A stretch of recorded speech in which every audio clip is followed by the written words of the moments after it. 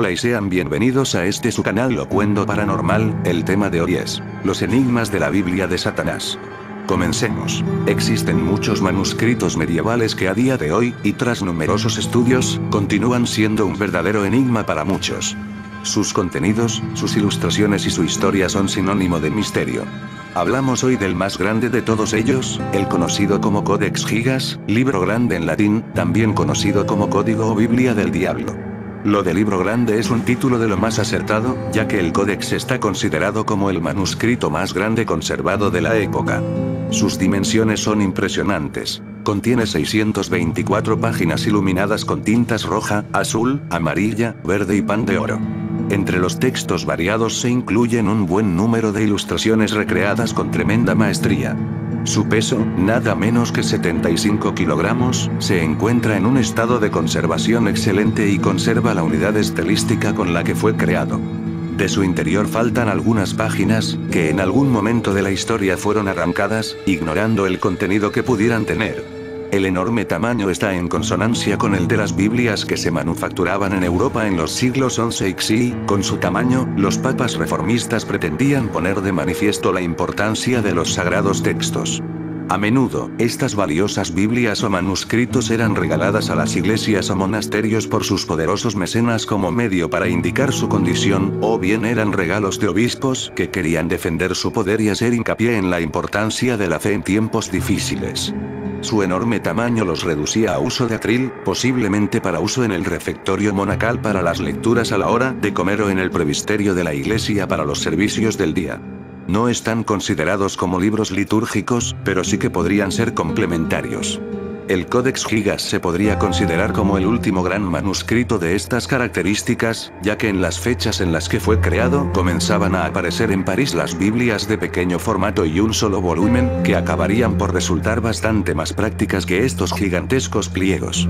El manuscrito llamó la atención de todo aquel que conocía su existencia desde el primer día en que fue expuesto. La ilustración del diablo entronizado en una de sus páginas fue lo que le valió el famoso apodo de Biblia del Diablo. En la época medieval el manuscrito figuraba entre las maravillas del mundo y se le atribuía un enorme valor material.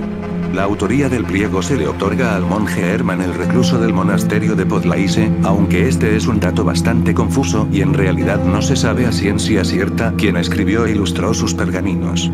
Una nota en el interior de la portada, de finales del siglo XIII, apunta a que ciertamente, el manuscrito fue creado en el monasterio benedictino de Podlaise. Más tarde, este monasterio que pasaba por dificultades económicas, empeñaría el manuscrito al monasterio cisterciense de Sedlec. Más tarde, sería comprado de nuevo por los benedictinos, pero esta vez en el monasterio de Brno, financiando la compra el arzobispo de Praga, por encontrarla ajustada a derecho apropiada para el tesoro de su orden. En todos los casos, el manuscrito siempre se encontró en sus orígenes dentro de la provincia de Bohemia, en la República Checa. Allí estuvo hasta que en 1594, Rodolfo II, gran amante de cualquier obra enigmática, transfirió la obra a su colección personal en el castillo de Praga. Medio siglo más tarde, tras la Guerra de los 30 años, el castillo fue expoliado por el ejército sueco y el libro, junto a muchos otros tesoros, pasaron a formar parte de la colección de la reina Cristina de Suecia. Desde entonces se encuentra en ese país, primero en la Biblioteca Real y más tarde, desde 1877, en la Biblioteca Nacional de Suecia, en Estocolmo.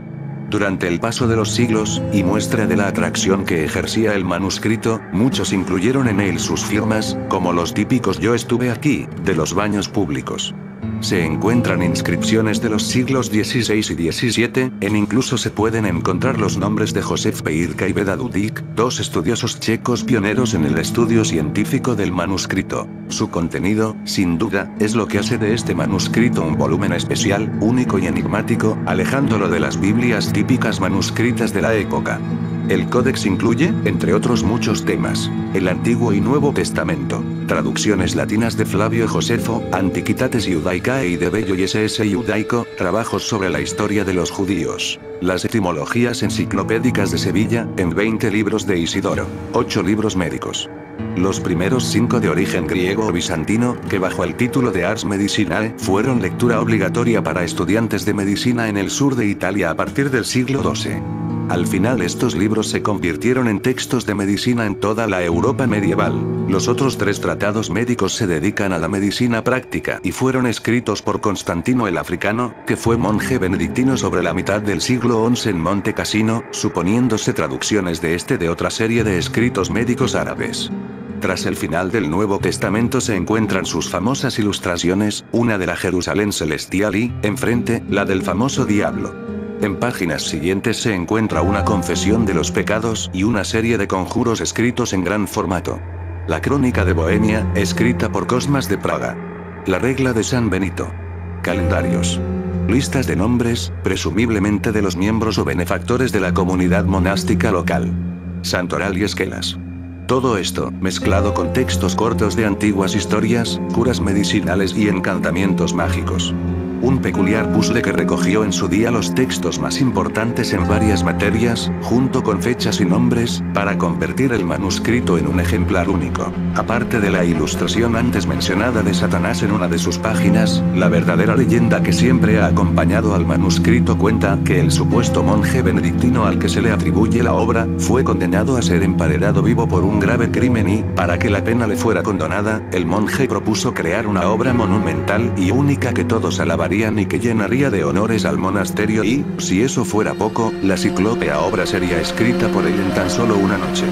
Los monjes permitieron al atrevido escriba llevar a cabo su imposible tarea que, a la mañana siguiente, presentó su gigantesco libro acabado y reluciente. Nadie podía creer que tan magna tarea hubiese podido ser realizada en tan corto periodo de tiempo, y no se tardó en rumorear que el joven monje, para cumplir su promesa, había solicitado la ayuda del mismísimo Satanás, y que fue este y no el escriba el que escribió todos y cada uno de los caracteres del manuscrito. Lo cierto es que el Codex Gigas ha conservado su poder de atracción hasta día de hoy. De un precio incalculable, ha sido codiciado por muchos y los intentos de robo se han repetido a lo largo de la historia.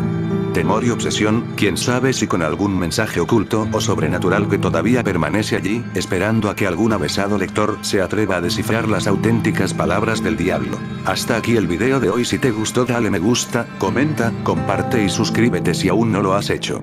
Gracias por mirar, nos vemos en la próxima.